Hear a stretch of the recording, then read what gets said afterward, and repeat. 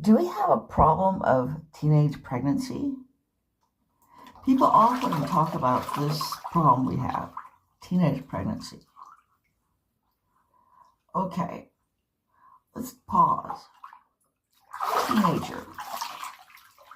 Okay, there are 7 years in which a person is a teenager. These are 7 of the most significant and changing years of a person's life, because you change during this period from a child to an adult. 13 years old, 14 years old, 15 years old, 16 years old, 17 years old, 18 years old, 19 years old. That is 7 years. Now, it should be pretty obvious to anyone who has any sense at all that a 13-year-old should not get pregnant. Neither should a 14-year-old or a 15-year-old.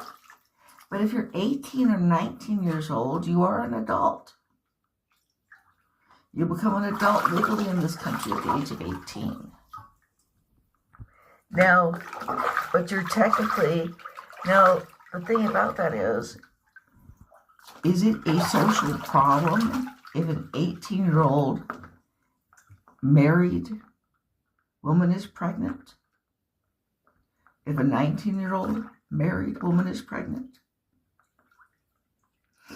Okay, actually, in today's society, it might be a problem.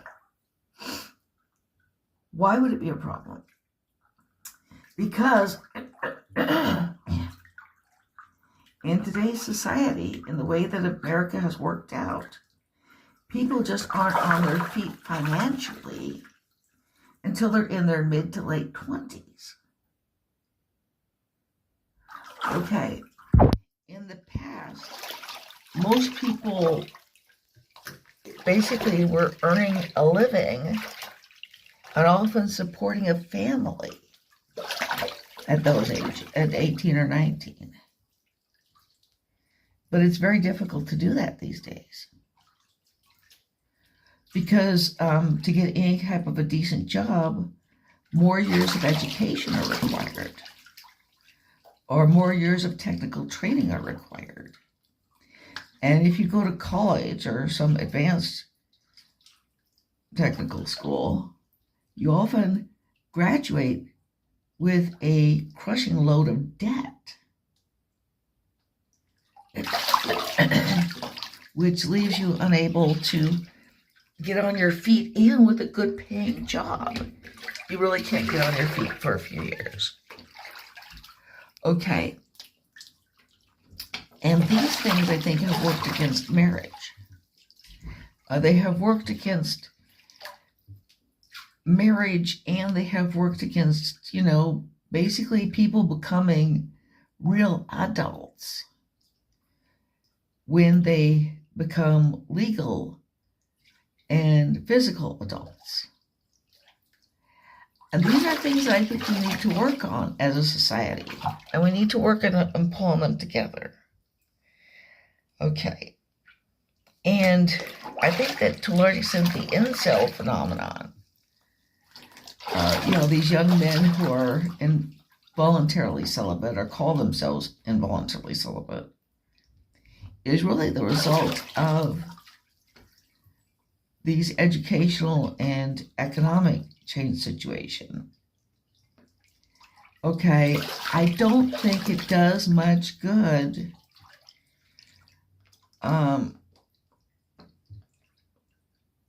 to point fingers, as most people though would automatically point fingers at certain villains or villainesses that are kind of standard. The left, the feminist movement, the sexual revolution. Okay, I think these things are more responses to the problem than they are the problem. And I also don't think they are necessarily all that powerful. I think the power and influence of some of these things has been overestimated, as opposed to the, deeper, more systemic changes that have occurred. For example, the fact that in past times, almost any young male was capable of supporting himself and to some degree supporting a family when he was an adult because of the quote unquote muscle job. But those jobs really don't exist anymore. They were automated out of existence. Okay,